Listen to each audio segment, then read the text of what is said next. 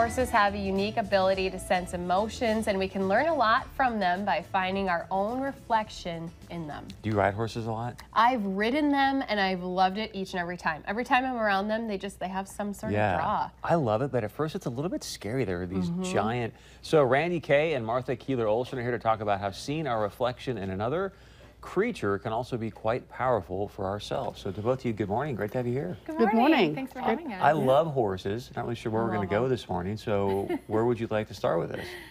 Well, it's a combination of yoga and equine learning. So I'll let Randy start with the yoga piece, and then I'll fill in with the horsey Are you doing piece. yoga on top of a horse? Okay. It can be done. It can be done. That would be amazing. We'll get there.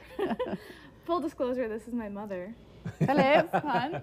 Okay, anyway, so I specialize in self-care, doing yoga and massage, and for a long time my mom and I have thought about combining what we do into one retreat. So my mom is an equine guided coach, and she has her training in that, where she does a lot of, well, I'll let her explain it when she gets there.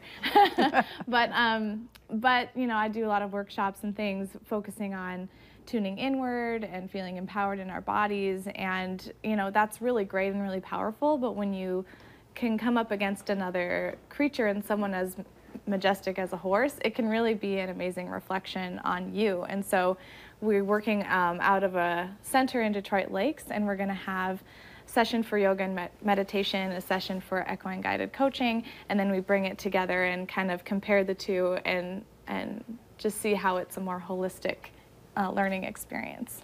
So equine guided coaching, can I learn that? Are you teaching me while I'm out doing this?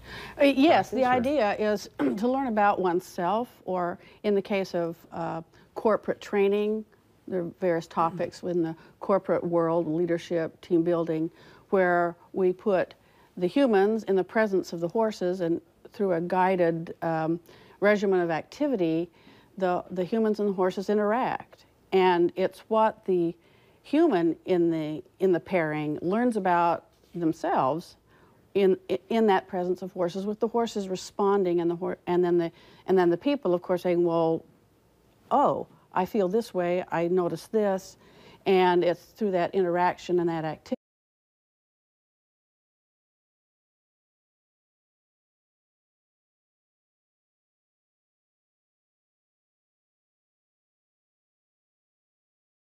Instincts, intuition, sensitivity of horses, and how they are so authentic in their responses. And human beings can learn a lot and need to learn a lot about their own authenticity, and how much more powerful it is to be who you really are and have some clarity and insight about who you really are. And in the presence of horses, with their size, with their sense of authenticity, with their sensitivity, we can't help but, unless we're totally resistant, we can't help but gain some insights for ourselves about ourselves. So can you give me an example? So we do this retreat with you. She and I show up, for example. Am I working with a wild stallion? And what am I? No. What am I doing? Only if we need to bring one in to put you in your place.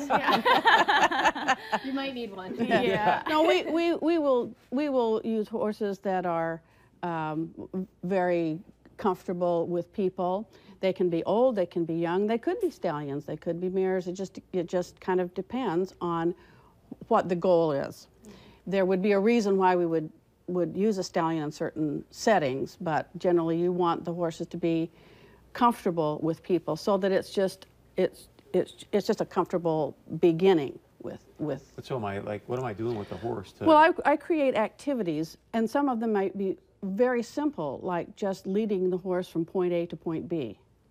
Let's say that, and this has happened often, invite the participant to say, lead your horse from here to there, and you pick where the there is. Then just lead the horse. And so they start, and the horse won't go. All of a sudden something happens, and the real you starts showing up. Sometimes the issue is lack of clarity of where I want to go, which, if you metaphorically move that into how you are in life, are you clear about where you want to go in life? And that's where the life learning comes in. So with a little coaching, a little reorientation about, okay, I want to go over there by that post, having some real clarity about that, and without actually saying anything to the horse, just the sense of it, then lead the horse. And the horse often comes. And if it doesn't, then it's going back, okay, what am I not getting here about how to get this horse along with me? And the horse doesn't want to go if it doesn't feel safe. I got to ask real quick, have you done this before? And if so, what did you get out of it? You know, I've been around horses a lot with my mom, like growing up and visiting where she's from, but I haven't done it yet with her. So it'll be interesting to see what they have to say about me. But I want to see a downward dog. Yeah, we have to, yeah. When we talk about the horses and the yoga, two things are not going to happen. We're not going to be riding the horses and doing yoga poses on the horses. And although there are fun, practitioners who do that, and we may get to that someday. yeah. And we are not bringing the horses into the yoga studio. So don't worry about that. Well, we'll tell you much more about what they are going to be doing when we come back after a quick break.